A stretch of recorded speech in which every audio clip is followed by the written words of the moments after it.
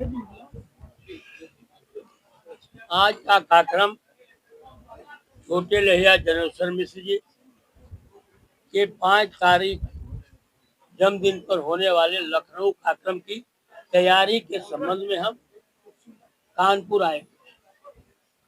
हम लोगों का आस्था थे, उनका संपूर्ण जीवन संत का जीवन था। 4 बार सांसद, 4 बार मंत्री रहने के बाद भी उनका हिंदुस्तान के किसी कोने में उनके नाम का कोई मकान नहीं है। अपने बेटे और बहू को जो राजनीति नहीं सिखाए, उसे दूर रखते हुए संकल्प भाव से सेवा करने का काम किया। उन्हीं संत की पुण्यतिथि है और उन्हीं संत की पुण्यतिथि पर हम 5 तारीख को गए। यह उनको सदा समर्पित करने के लिए और उनके रास्ते पर चलने का हम लोग संकल्प लेने के ऊपर दिन तय किए। जिस तरीके से आज उसको जानकारी है ब्राह्मणों को कि उसके जो सम्मान की बात है, कहीं सबसे अधिक सम्मान मिलेगा अब मिलता है वो समाजवादी पार्टी में मिलता है। अब उदाहरण के तौर पर देख लीजिए, सरकार हमारी 2 बार रही, विधानसभा अध्यक्ष माता प्रसाद पांडे, हम विपक्ष में हैं, प्रतिपक्ष के नेता माता प्रसाद पांडे, सनातन पांडे आपके सांसद बैठे हुए हैं। इनको जो है देश के प्रधानमंत्री चंद्रशेखर जी के खिलाफ उनके बेटे का टिकट किसी ने काटा, उसका नाम अखिलेश यादव है। अगर ऐसा निर्णय नहीं लिए होते हम सांसद नहीं बने होते। और उन्हीं का आशीर्वाद है और हमारे ब्राह्मणों का भी आशीर्वाद है कि सारी भाजपा की ताकत रह गई, भाजपा का पैसा काम करता रह गया। कोई लालच जो है किसी से नहीं है। हम पार्टी का हूँ, जनेश्वर मिश्र जी का मैं शिष्य हूँ। इस बात का संकल्प लिया हूँ कि सरकार बनेगी समाजवादी पार्टी के।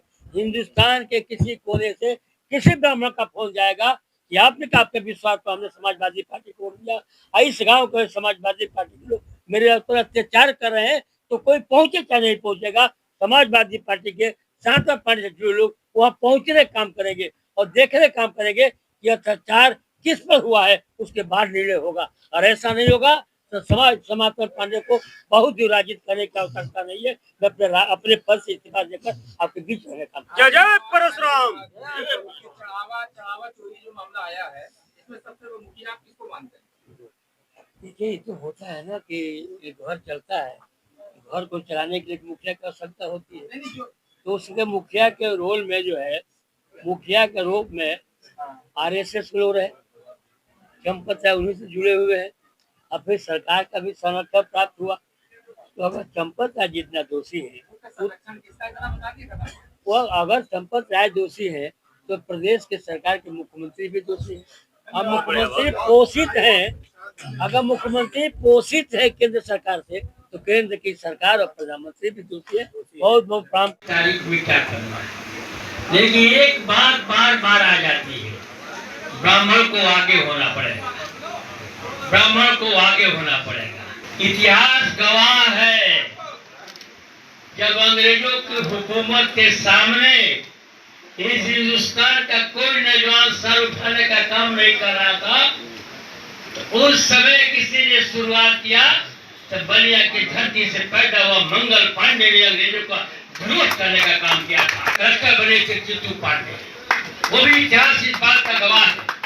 समाजवादी साथियों, नारायण, पूर्व प्रधानमंत्री चंद्रशेखर जी, छोटे लोहिया जनेश्वर मिश्रा जी ने कभी भी आजादी से पहले और आजादी के बाद अपने राजा को धोखा देने का काम नहीं किया।